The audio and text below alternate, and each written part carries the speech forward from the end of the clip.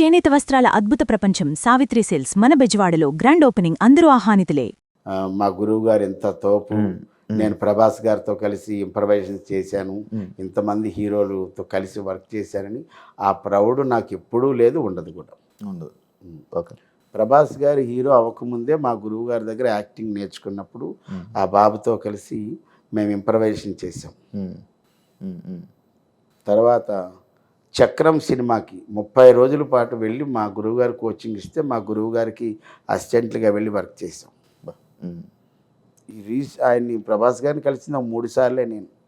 ఆయన హీరో అయిన తర్వాత బిళ్ళా టైంలో ఒకసారి కలిశాను, ఒకసారి రాధేశ్యామ్ వాళ్ళది ఏదో ట్రిమ్మింగ్ వర్క్ అవుతున్నప్పుడు వాళ్ళ బిల్డింగ్లోనే కావూరి హిల్స్లో డబ్బింగ్ కూడా చెప్తుంటే ఎవరో చెప్పారు అన్న, అక్కడ కో డైరెక్టర్ అనుకుమార్ రెడ్డి అని అప్పారావు గారు వచ్చారంటే హ్యాపీలో అన్నాను. లోపలికి వెళ్ళాను, ఎంతో గౌరవంగా నన్ను ఆయన అప్పటిదాకా సోఫాలో కూర్చొని లేచి నిలబడి కౌగిలించుకొని అప్పారావు గారు కూర్చోండి అని చెప్పి టీ కాఫీ రప్పించి ఎలా ఉన్నారు ఏంటి, మీ ఇంట్లో వాళ్ళు ఎలా ఉన్నారు, పిల్లలు ఎలా ఉన్నారు, అన్ని యోగక్షేమాలు అడిగారు. మా గురువు సత్యానందం గారికి ఎంత గౌరవిస్తారో అంత గౌరవం నాకు ఇస్తారు. ఏం నేర్చుకున్నారన్న మీరు ఇన్ని సంవత్సరాల ఇండస్ట్రీలో? మీరు ఏం నేర్చుకున్నారు, ఏం తెలుసుకున్నారన్న? మనం ఏది ఎక్కువగా ఊహించుకోకూడదు, ఏది తక్కువగా ఊహించుకోకూడదు. నా జీవితంలో నేను ఎత్తుపల్లాలు చాలా చూశాను, కష్టాలైతే ఎక్కువ చూసేసాను. అందులో నుంచి కొద్దిగా జబర్దస్త్ ఫేమ్ వచ్చిన తర్వాత, జబర్దస్తే నాకు ఏదైనా సరే, సినిమా నాకు బ్రేక్ ఇవ్వలేదు, జబర్దస్త్ ఇచ్చింది, జబర్దస్త్ ద్వారా సినిమాలు వచ్చాయి. అంతే అంతే వచ్చాయి. ఆ ప్రౌడ్ ఎప్పుడూ నాకు లేదు. నేను కామన్ మ్యాన్ లాగా ఉంటాను, సామాన్యంగానే ఉంటాను. అంటే ఏం నేర్చుకున్నారని? నేర్చుకోవడం అంటే ఎలా ఉండాలి ఎలా ఉండకూడదు నేర్చుకున్నాను. ఎలా ఉంటే బాగుంటుంది, ఎలా ఉండకూడదు అంటే ఎలా ఉండాలి అంటే నీ పని ఏదో నువ్వు చేసుకొని వచ్చేయాలి. నువ్వే పని మీద వెళ్ళావు ఆ పని చేసుకొని వచ్చాడు అంతే. లేని పని దాంట్లో నువ్వు వేలు పట్టుకో. అనవసరమైన విషయాల్లో నువ్వు వేలు పెట్టావు అనుకో, వేలు కట్ అయిపోద్ది. అది అందులోనే ఉన్నాయి కదా, రెండు ఉన్నాయి కదా. ఇప్పుడు నేను షూటింగ్కి వెళ్ళాను, నా పని ఏదో నేను చేస్తాను, ఎంతవరకు ఉండాలో అంతవరకు ఉంటాను. షూటింగ్ అయిపోయింది, నేను ముందే అడుగుతాను, ఏమండి షూటింగ్ టైమింగ్స్ చెప్పండి సార్, 6 to 6 6 to 9 అంటే ఆ టైం వరకే ఉంటాను, ఆ టైం తర్వాత నేను ఉండను, క్లియర్గా చెప్పేస్తాను, ముందే చెప్పేస్తాను. నార్మల్ కష్టాలు ఎక్కువ చూశాను అంటున్నారు, ఎలాంటి కష్టాలు చూశారన్న? మీకు ఎందుకన్నా కష్టాలంటే నేను 1980 to 2000 వరకు ఉద్యోగం చేశాను. ఏ జాబు? నేను ఒక ఆటోమొబైల్ షాప్లో పనిచేశాను 5 ఏళ్ళు. 1980లో నా జీతం 90 రూపాయలు. 85కి వచ్చేటప్పటికి 200 అయింది. 85లో ఒక ఆటోమొబైల్ కంపెనీ, ఆ కంపెనీ నుంచి మా షాప్కి బోల్ట్లు నట్లు కొనడానికి ఒక ఆయన వచ్చేవాడు, పెద్ద ఆయన, తరిగొప్పల శ్రీనివాసరావు గారని. ఆయన ఆ కంపెనీలో సీనియర్ క్లర్క్. ఆయన అన్నాడు, మా కంపెనీలో జాబ్ చేస్తావా, 350 ఇస్తారన్నాడు. అప్పుడు ఈ ఓనర్ని అడిగాను, సార్ 5 ఏళ్ళు చేశానుగా, ఇప్పటికి 200 అయింది, 85వ సంవత్సరం, 5 ఏళ్ళకి మీరు 250 ఇవ్వండి, ఇంకా అక్కడికి వెళ్ళి మళ్ళీ కొత్తగా ఉంటుంది అంటే, ఆయన వారం రోజుల తర్వాత లేదంటే ఇంకా ఆయనకి చెప్పాను, సార్ మీ దగ్గరికి వస్తానని. వెంటనే జంప్ 350. అప్పుడు కూడా అక్కడ నేను ఆఫీస్ బాయ్. అప్పటికి నా మెట్రికులేషన్ అయిపోయింది. 85 నుంచి 91 వరకు, 90 వరకు బాయ్గానే చేశాను. 91లో నాకు జూనియర్ క్లర్క్ ఇచ్చారు, ఆ తర్వాత సంవత్సరమే సీనియర్ క్లర్క్ ఇచ్చారు.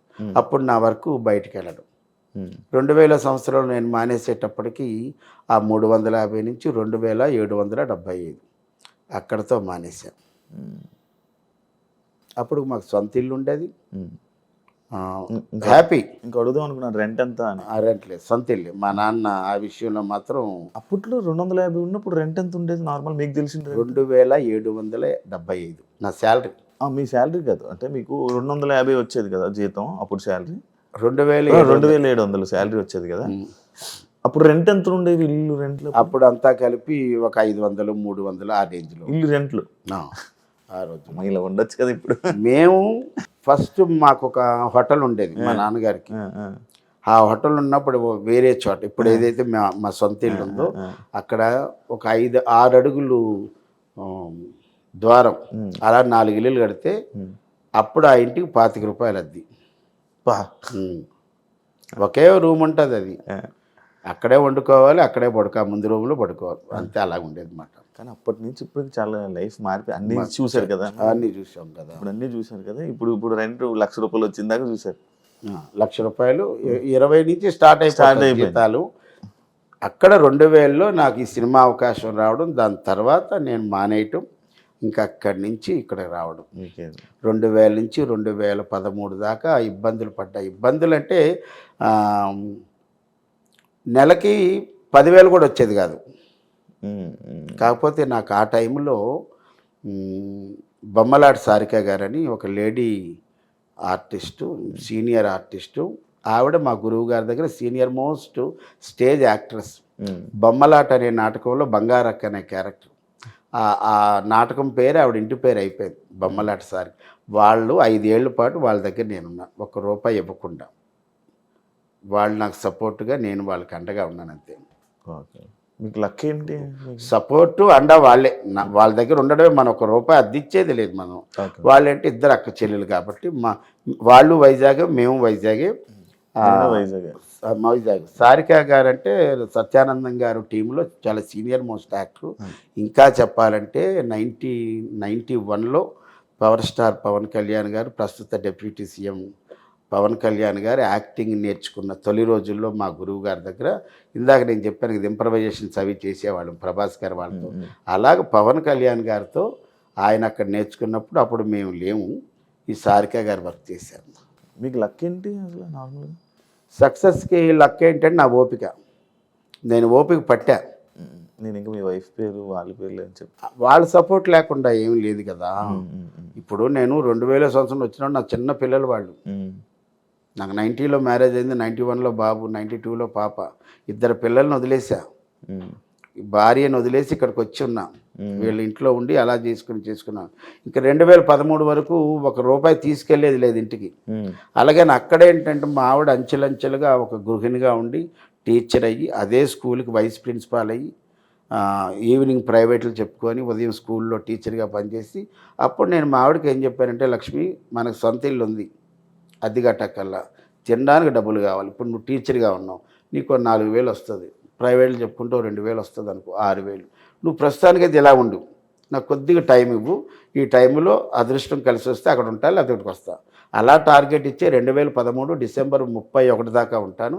2014 జనవరి 1 ఇక్కడికి వస్తానన్నాను.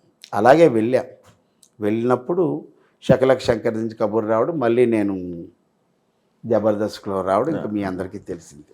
అయ్యో మా ఆవిడ కానీ, మా అబ్బాయి కానీ, మా పాప కానీ, మా తల్లిదండ్రులు కానీ చాలా సపోర్ట్ ఇచ్చారు. ఇప్పుడు చిన్న పిల్లల్ని భార్యను వదిలేసి ఒక దగ్గర ఉండడం అంటే చిన్న విషయం కాదు కదా. సూపర్ అన్న, super. Thank you so much అన్న. జబర్దస్త్ నాకు అన్ని ఇచ్చింది అబ్బాయి. జబర్దస్త్ లైఫే ఇచ్చింది నాకు, ఇంకేం చెప్తాం. కానీ జబర్దస్త్ నుంచి వాళ్ళు ఎన్నన్నా, వాళ్ళు వెళ్ళిపోండన్నా, ఛాన్సులు తీసేసినా ఎవరు జబర్దస్త్ తిట్టాలని అనుకోరు కదా మీ ఆర్టిస్టులు. అన్నం పెట్టారు, ఇప్పుడు షో బాగోలేదని మేము బాధపడతాం కదా. అయ్యో ఇంత పెద్ద రేటింగ్ ఉన్న షో రేటింగ్ పడిపోయిందంటే మాకు బాధ అనిపిస్తుంది. మా ఇల్లు గొప్పగా బతికిన ఇల్లు ఒకసారి కూలిపోయిందంటే బాధ అనిపిస్తుంది కదా. అందుకోసం మేము కూడా బయటకు వచ్చేసినట్టే కొన్ని కారణాల వల్ల కొంతమంది బయటకు వచ్చారే తప్పించి ఎక్కువ మందిని అంటే వాళ్ళ పాయింట్ ఆఫ్ వ్యూలో వాళ్ళ బిజినెస్ కదా. ఇప్పుడు అన్ని లక్షల రూపాయలు పెట్టి ఒక ఎపిసోడ్ చేస్తారు, అది బయటికి వెళ్ళాలి కదా. అందువల్ల జబర్దస్త్ని తిట్టేటటువంటి పరిస్థితే లేదు ఎవరికి. అందరూ అన్నం పెట్టింది కాబట్టి మేము ఎప్పుడు దాన్ని పూజ్యభావంగానే చూస్తాం. ఓకే ఓకే అన్న, థ్యాంక్ యూ సో మచ్ అన్న, మంచిగా షేర్ చేసుకున్నందుకు.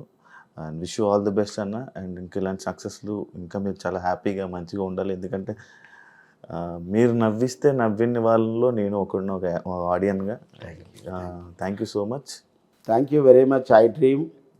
ఐ డ్రీమ్ యూట్యూబ్లోనే ఒక పెద్ద సంచలనం. అలాగే యంగ్ అండ్ డైనమిక్ మా శివ ఇంటర్వ్యూలో 2వ సారి రావడం నా జీవితం అందరికీ తెలుసు. దయచేసి మీరు ఏ రంగంలోకి రావాలన్నా ఆ రంగంలో కాస్త కోస్త తెలుసుకొని రండి, విజయం మీదే.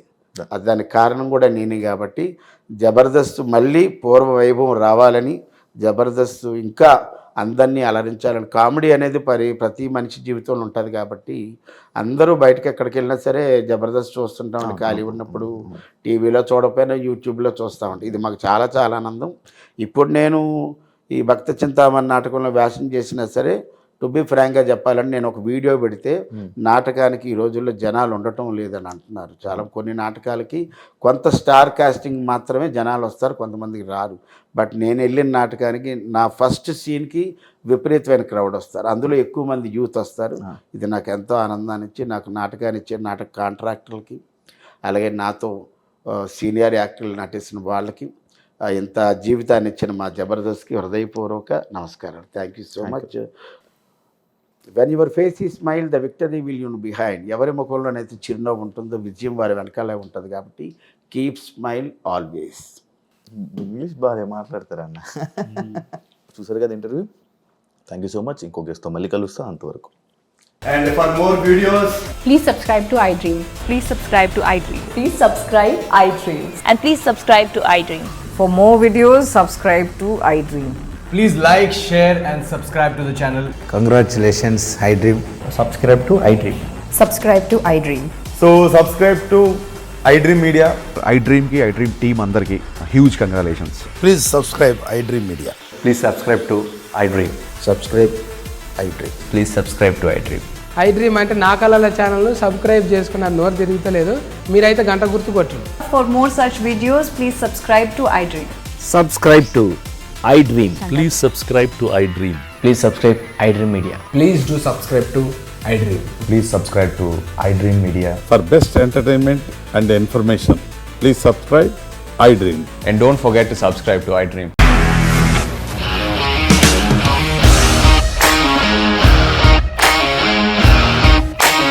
ఇండస్ట్రీలో కమిట్మెంట్ ఇష్యూస్ వస్తే నీకు కూడా వచ్చినట్టు. మార్నింగ్ తీసుకెళ్ళాలంటే కొట్టి పడేస్తారు.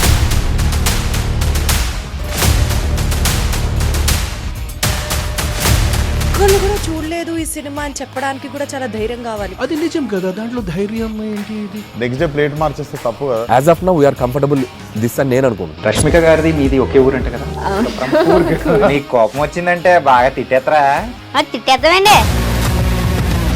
నిజంగా గేమ్ ని ఎలా చేంజ్ చేయగలిగారు? ఏపీఎస్ఎఫ్సి వాళ్ళకి 6 నెలల్లో నేను 6 లక్షలు కట్టా. బిజినెస్ చేయాలనుకుంటే it is as difficult as riding a tiger.